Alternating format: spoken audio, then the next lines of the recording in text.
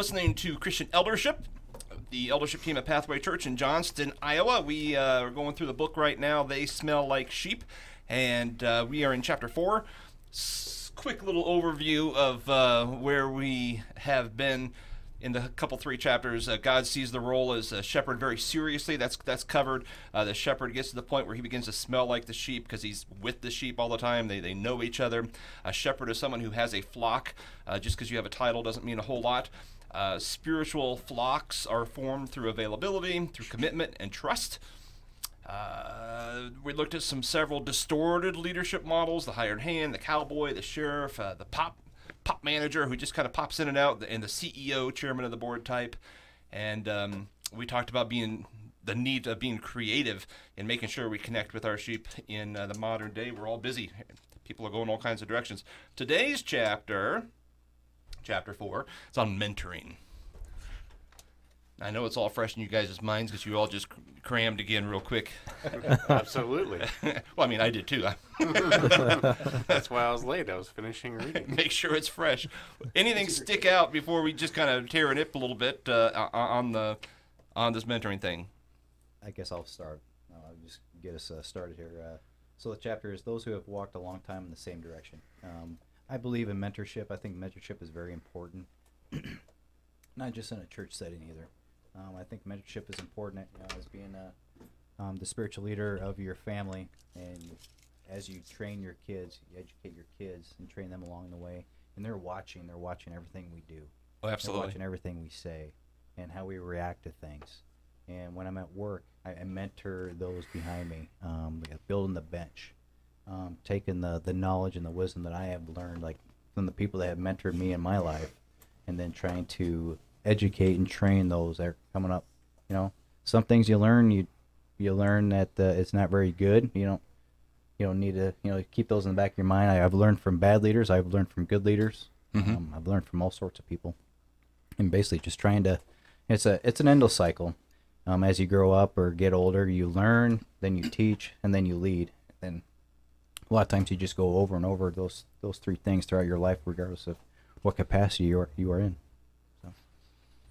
Yeah, absolutely. Any feedback? Amen. No, I think it's good. I mean, just kind of an overview of this chapter. It kind of struck me as maybe a little repetitious in the sense that the author continues to drive home this fact that mentoring is important. I don't think if you're watching this video and you're an elder in your church or you're a leader in your church, I think it's pretty obvious mentoring is important and critical. I think what we, maybe a topic tonight or in the future is, when is mentoring right and how do you go about it? One of the things that I thought of as I was reading this was, sometimes there's a right moment to mentor someone, and sometimes maybe you're not the right person to mentor them. Mm-hmm. And in other cases, sometimes those times come and go. Like, I can imagine a scenario where there's been certain people in my life. My father-in-law is a good example. I think he's been a good mentor and helped to shape me, for almost 20 years now. I think there's other opportunities, especially in the church. Well, maybe you're a good mentor for 6 weeks. Maybe it's dependent on the context. Maybe you're trying to lead a certain area of the church, and someone steps in to help mentor and train you and kind of model what you're doing, and after a few weeks or a few months, that's finished. So I think there's a lot of different ways that you can go about mentoring, and it's not necessarily a lifelong commitment you're making. Oh, absolutely. Like that, I 100% agree. I mean, throughout your life, you can't even count how many mentors you have in your life. I mean, depending on what situation you're in, it could be that police officer that pulls you over, and giving you a ticket, or maybe not giving you a ticket and telling you to slow down. Mm-hmm. Yeah. Well, you never gave warnings, though. I know. Never. No, I have given warnings. Yes, I did. Yes. I showed grace. Well, one of the big complaints, I'll use the word complaint, of churches everywhere is, boy, we just need more leaders, right? I mean, everybody's always like, we need more leaders. I don't care where you go, workshop or conventions, whatever. But the thing is, we'd have more leaders if leaders were mentoring. because you know we kind of have to be intentional. Kind of take someone under your wing and say, well, let's walk together. Let's do this, you know. And whether it's, hey, I'm not very good at visiting people in the hospital. Well, that's because you haven't done it very much. So you take that person with you, you know, or whatever. I have a horrible prayer life. Well, let's get together and pray once a week for like Brian said, you know, maybe 6 weeks, maybe 6 months, whatever. And it's a short-term mentoring thing, but we don't do enough of that, I think. In the church, that's a generic statement. I mean, I've had very few people who mentored me. I chose them as mentors. They just didn't know it. You know, I like from afar would kind of like just follow their example or watch what they were doing, that kind of thing. So yeah, we could be much more intentional. Well, that's better than nothing. I mean, yeah. I guess, for instance, you know, from afar, Dean Troon was one of those. I used his prayer journal. Right. You know, 'cause I'm horrible. If I don't write it down, I don't remember. You know, and if I say something, I'm going to pray for you, I'll pray for him. You know, either right there or right. And then you move on. You forget. Move on. Yeah. Yep. Move on. Well, I think in the book too, it alluded to the fact that people were doing mentoring when they weren't even thinking they were doing mentoring. They were just having a relationship with someone and walking life with someone. So it doesn't have to be this whole overarching thing. You know, it is basically just living life with someone and sharing what God has led you through to allow that person to have a model to follow. You know, it's the same thing you do with your children. You try to pick up and do the things that you thought your parents did well and try to avoid the things that you didn't think your parents did as well on. Right. You know, and in that way you're mentoring your children in how to have a family relationship. And, you know, that's the same thing with, it can start as simple as a friendship where you start talking about deeper things and not just keep it on the superficial. So I'm a mentor in the public school, so Oh my gosh. God help the public school system. I'm totally kidding. not That's the a great teachers, thing. the students. So I've been doing this for years now, and you go in once a week and you're with them for one class period, right? And oftentimes we're like playing Uno or something, you know, and I don't know, the first 4 or 5 years I thought, this is kind of ridiculous. You know, I mean, the kids just, all they're saying is, hey, I'm getting out of a class and playing Uno rather than going to Spanish or something.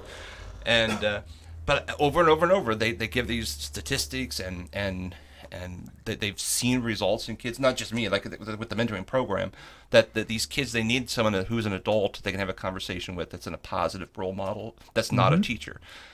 And they just, it's amazing to me. And like my mentee just says it's like the best thing's ever happened to him and stuff. And I'm like, dude, I mean, I don't know. I mean, yeah, you don't go in, I don't have a plan. I don't go in and other than I will kind of assess the student.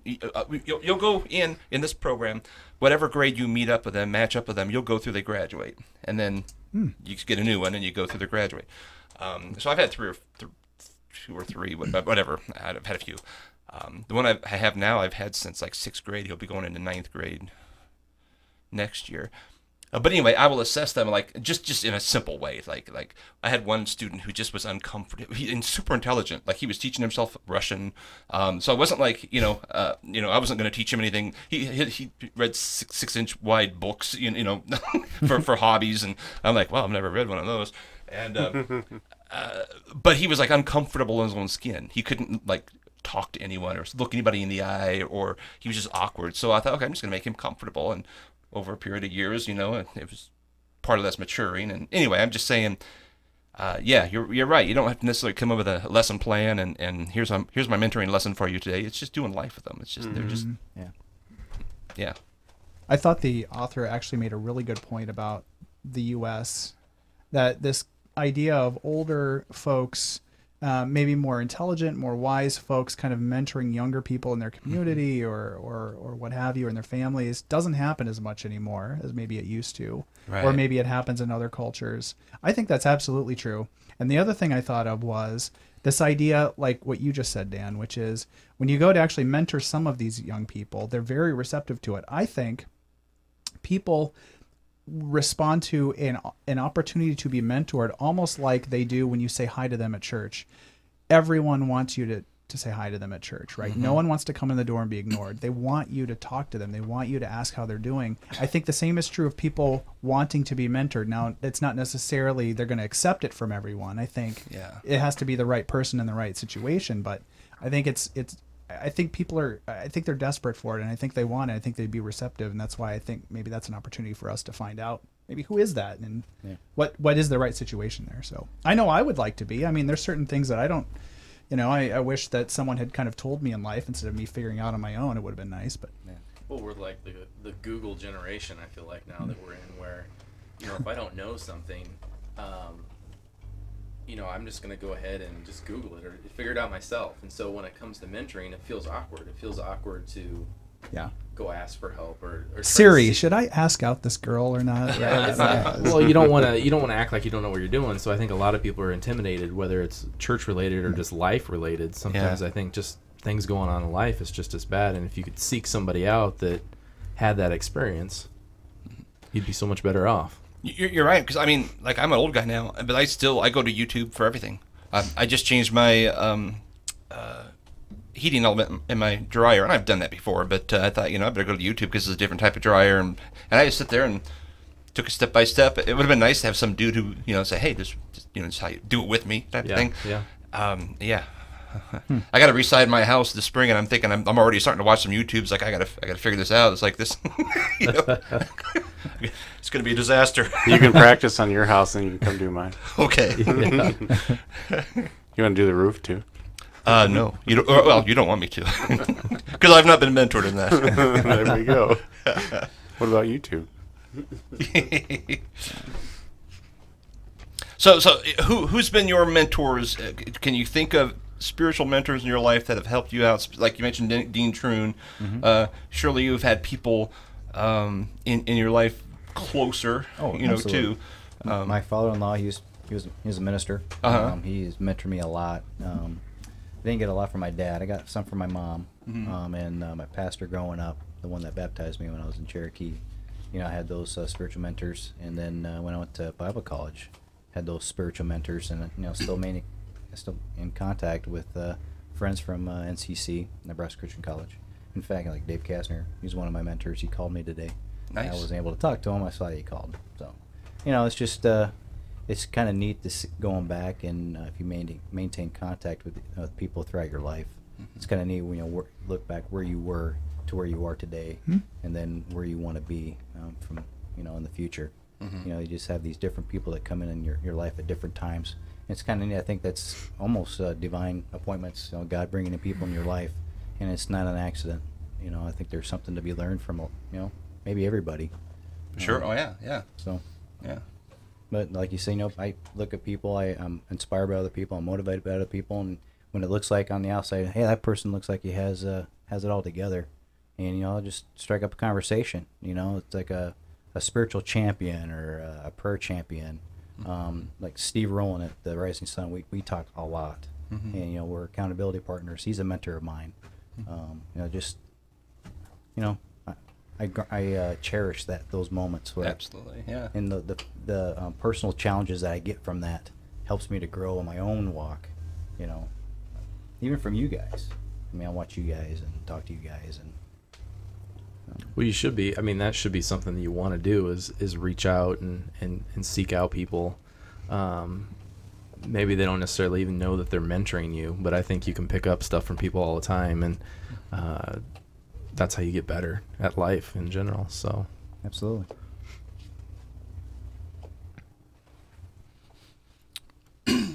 All right. Well, any other thoughts on the mentoring thing? We know the early church did it. Paul told the older women to teach the younger women, and so forth, which is really mentoring. But we've had a unique, as a new church plant. It's been 15 years now, so we're not new anymore. But going through the stages of growth is that we never, we just didn't have any old people. So we actually had a real deficit for a long time of who's supposed to teach who. And I remember some of the gals went to my wife once and kind of mentioned that scripture, and she's like, "Yeah," and they're like, "No, you're the older woman." She's like, What? "Wait a minute, I'm like 40, whatever," you know, and but that she was, 20 years down the road from whoever that was at the time said that. So it's been kind of neat to see the church. Part of it has matured just by we've added some older people as time's gone on, and part of it is we've all gotten older too. We're all 15 years older than when we started. So anyway, it's starting to, you're starting to see some little mentoring going on, here and there. I mean, we can be more intentional still with things, even things like our little Uno tournament. We do once a year now. I love seeing like someone who's 55 playing a 9-year-old, and just the conversation that's going on, and just building some relationships that those young kids can look up to the older people and I played cards. Your son still, I beat you every time he sees me. I beat you. Yeah. Like, yes, you did. I'll make a comment here too. Yeah. I think it's a mistake to assume that's only old people that can mentor young people. Mm-hmm. I've known plenty, I won't say plenty, I've known some young people who are very wise and could certainly give very good advice to others who may be older than them.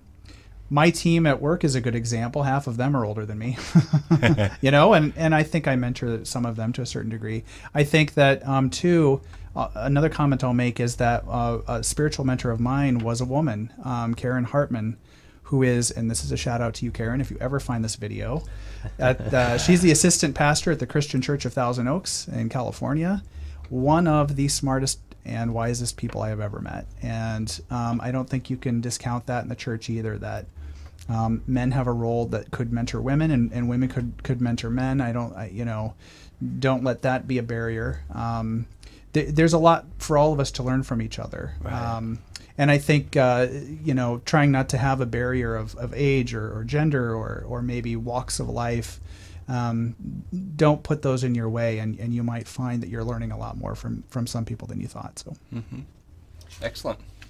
Well, I'll just throw the challenge out to anyone listening to this, watching, and all of us as well, is to be intentional, to kind of target some people to just spend some time with periodically. You don't have to say, "Hey, can I mentor you?" You just be available to them, and maybe someone you can recognize as someone that you can maybe add to their life. So some could be in.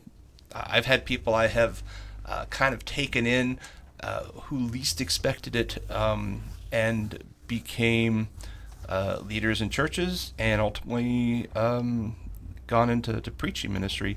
They didn't know that was kind of my goal. I wasn't. I can't say my goal was they would be a preacher necessarily, but to kind of lead them that direction. And it's kind of cool to see people grow and kind of blossom spiritually as they start doing things. So, cool. All right, anything else? We've exhausted it. All right, let's go out and mentor then.